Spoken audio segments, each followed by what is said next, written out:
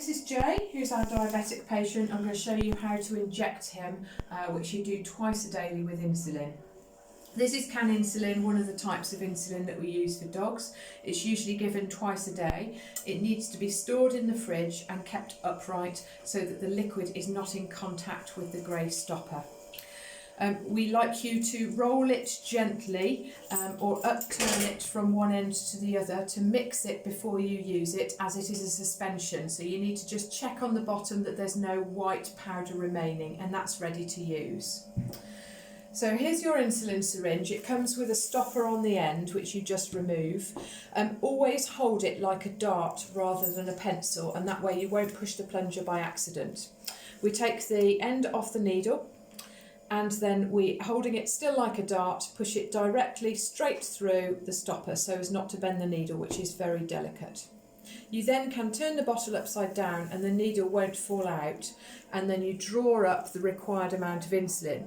Now Jay is going to start on 15 units, so we just draw it up gently and we draw it well past the 15, because as you can see there's some bubbles in the top, and then I just push backwards and get them all out and then get it to the 15 mark. So there we are, that's 15 units.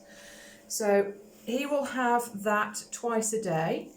It's important to use a clean new needle every time and to return old needles to the vets to dispose of.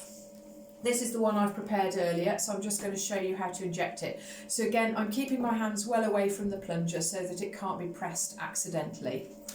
Jay has got a little clipped patch on the back of his neck, so it's easier for his owners to see where to inject him. We just remove the stopper from the end of the needle, and then we pinch up a large piece of skin. Now you can grab as much as you can possibly get hold of, because we just want to remove the skin, just move it upwards so that there's a space underneath to inject into.